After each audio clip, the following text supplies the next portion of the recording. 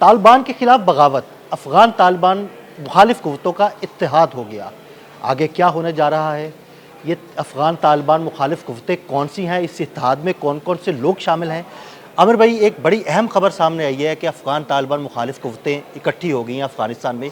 ये अफगान तालिबान मुखालिफ क़ुव्वतें कौन कौन सी हैं और आगे अफ़गानिस्तान में क्या होने जा रहा है? देखिए, मैं तो ये कहता हूँ खुशाइंद ख़बर है और ये तालिबान की ग़ुलामी से निकालने वाली ख़बर है अफ़गानिस्तान को, क्योंकि वहाँ पर जंग आज़ादी का ऐलान हो गया है। ये जंग आज़ादी जो है इसका आगाज़ इसलिए हुआ कि तालिबान ने जिस तरह की रजीम बना रखी है, जिस तरह के पुरतशद्दद तरीके से उन्होंने हुकूमत हासिल की थी, उसी की कंटिन्यूटी है कि वहाँ के अवाम को एक ग़ुलाम की सी हैसियत हासिल है कि वो बच्चों को स्कूल नहीं भेज सकते हैं, कॉलेज यूनिवर्सिटी बन नहीं सकते हैं, नई टेक्नोलॉजी के साथ गो खुद को तो वो हर आने वाले दिन के साथ भारत की मदद से ऑपरेट करते रहते हैं, लेकिन अपने बच्चों को वो तलीम के मुखालिफ हैं। इस पर सारे को देखते हुए एक नया महाज जो है वो बन रहा है, और ये महाज बन रहा है जी जिसमें वो लोग शामिल हैं जिन्होंने माइग्रेट कर कर यूरोप, तुर्की और ईरान में पनाह हासिल की थी। इसमें ताजिक भी हैं, उज़्बेक भी हैं, यानी ताजिकिस्तान की सरहद के साथ साथ भी उज़्बेक भी, और उसके बाद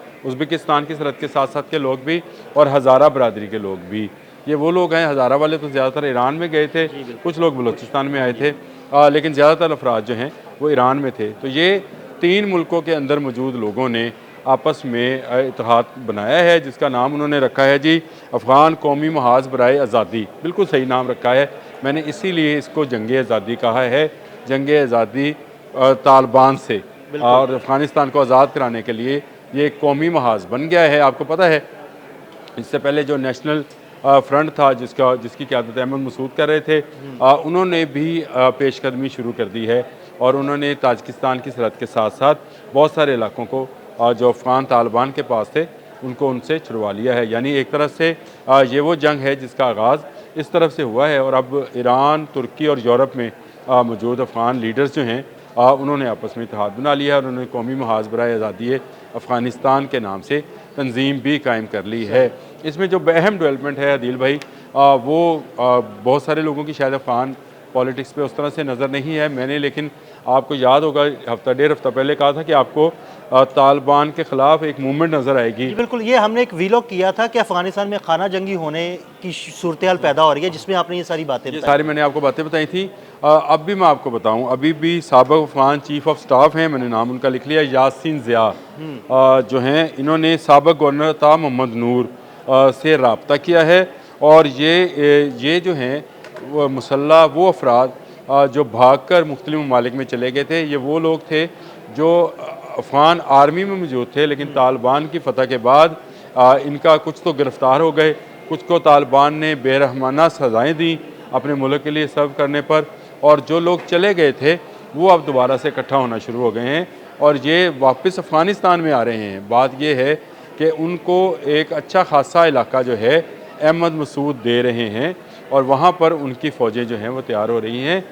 ये दोनों जो साबिक़ चीफ़ ऑफ स्टाफ हैं, जिनका मैंने आपको नाम बताया था, यासीन ज़िया और अता मोहम्मद नूर, इनके साथ काफ़ी मुसल्लह अफराद शामिल हैं जो मुख्तलिफ़ ममालिक में माइग्रेट करके गए थे, और अब उनकी माइग्रेशन जो है क्योंकि वापस हो रही है, जैसे जैसे इलाके फ़तह होते चले जा रहे हैं, वहाँ के करीब की सरहदों के लोग जो हैं वापस अपने वतन को आ रहे हैं। ईरान से भी बहुत सारे लोग आए, तुर्की से बहुत सारे लोग आए, और बहुत सारे अफराद जो हैं यूरोप से वापस आ रहे हैं, और यहाँ पर इनका इज्तिमा हो रहा है। तो तालिबान के लिए हर आने वाला दिन, हर आने वाला लम्हा जो है मुश्किल से मुश्किल तर होता चला जाएगा।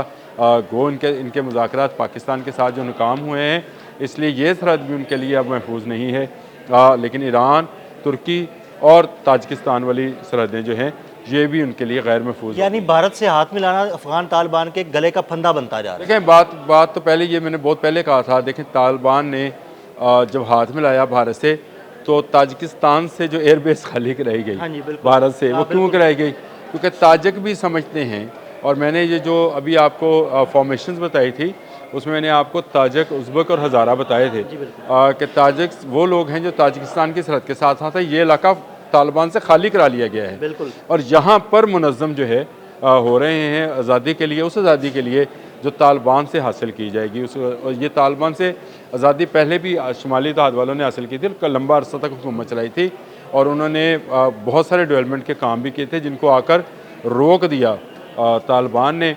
और तालिबान ये समझ रहे थे कि शायद उनका कब्ज़ा हो गया है। इसके बाद ये मुनशियात गर्दी में और दहशत गर्दी में जो है ये पूरी दुनिया को आंखें दिखा रहे थे।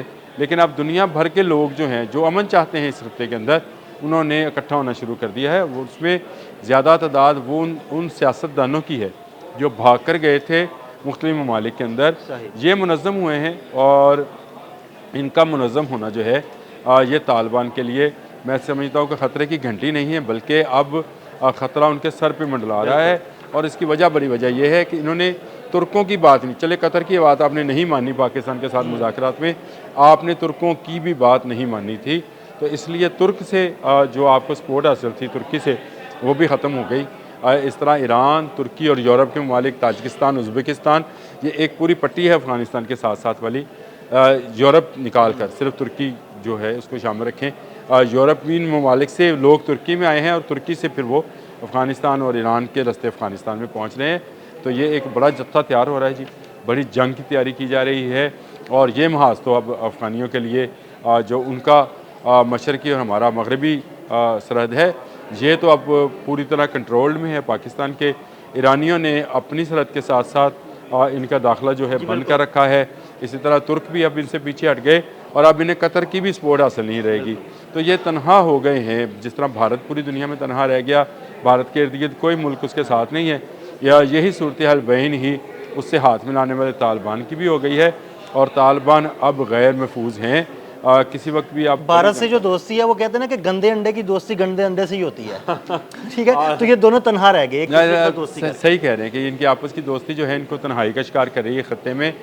इस वक्त अगर आप भारत की बात करें तो मैं हमेशा ये कहा करता हूँ कि बांग्लादेश, नेपाल, भूटान, चीन, कोई एक मुल्क पाकिस्तान तक आए, कोई एक मुल्क भारत से खुश नहीं है। तो इसी तरह अफ़गानिस्तान के साथ जो ताजिकिस्तान, उज़्बेकिस्तान, ईरान जिनकी सरहदें लगती हैं, वो भी उससे अगर भाई मैंने ना 2 दिन पहले एक वीलॉग भी किया था जिसमें मैंने ये सारा बताया था कि ये कौन कौन से ममालिक की सरहदें अफ़गानिस्तान के साथ लगती हैं और उन सबको अफ़गानिस्तान से मसाइल हैं। जी बिल्कुल ऐसे है। ये सबके मसाइल जो हैं वो दहशत गर्दी ही है। बिल्कुल। क्योंकि यहाँ ये एक महफूज पनाहगाह बन चुकी है, एक बंकर बन चुका है अफ़गानिस्तान का वो इलाका जो तालिबान कंट्रोल्ड इलाका है दहशत गर्दों का। दुनिया में कहीं भी दहशत गर्दी करें आप अफ़गानिस्तान में जाकर छुप सकते हैं। और अफ़गान गवर्नमेंट आपको ना सिर्फ सपोर्ट करती है बल्कि इसके ज़रिए से वो दुनिया भर से डॉलर भी कमा रही है। मज़े की बात यह है कि आपने अगर डॉलर्स नहीं दिए तो दहशत गर्दी आपके मुल्क में दाखिल कर दी जाएगी। तो इन दहशत गर्दों की वजह से ही तालिबान जो हैं वो पूरी दुनिया में एक खौफ की अलामत बने हुए हैं। लेकिन अब ये खौफ के बादल छटना शुरू हो गए हैं। इसका सेहरा जो है वो पाकिस्तान के सर जाता है। लेकिन ईरान, तुर्की, उज़्बेकिस्तान, ताजिकिस्तान ये ममालिक हैं जहाँ पे, और यूरोप के वो ममालिक जहाँ पर अफ़गान मौजूद थे, उन्होंने दोबारा से इत्तेहाद बनाना शुरू कर दिया है। और तालिबान से आज़ादी के दिन जो हैं वो करीब आ रहे हैं। अब अनकरीब आप एक ऐसी गवर्नमेंट अफ़गानिस्तान में देखेंगे जो तालिबाइजेशन की जगह पर इस्लामाइजेशन की तरफ जी राग़िब होगी और इस्लामी नुक्ता निगाह से वहाँ पर हुकूमत की जाएगी। इस तरह की हुकूमत नहीं होगी जिस तरह की हुकूमत तालिबान ने वहाँ कायम कर रखी है। जबर, इस्तबदाद और बर्बरियत की नई कहानी हर आने वाले दिन में तालिबान रकम कर रहे हैं उन दहशत गर्दों की मदद से, जिन दहशत गर्दों को वो पूरी दुनिया से लाकर अफ़गानिस्तान में बसाते हैं। बहुत शुक्रिया अनु भाई जी। बिल्कुल आमिर रज़ा ने बड़ी तफसील के साथ आपको बताया कि तमाम हमसाया ममालिक और इवन तुर्किया और कतर ने भी अफ़गान तालिबान से हाथ उठा लिए और अब किसी भी किस्म की जारियत होगी तो उसका मुंह तोड़ जवाब मिलेगा तमाम हमसाया ममालिक की जानिब से। अदील अहमद और आमिर रज़ा को इजाज़त दीजिएगा। अल्लाह हाफ़िज़।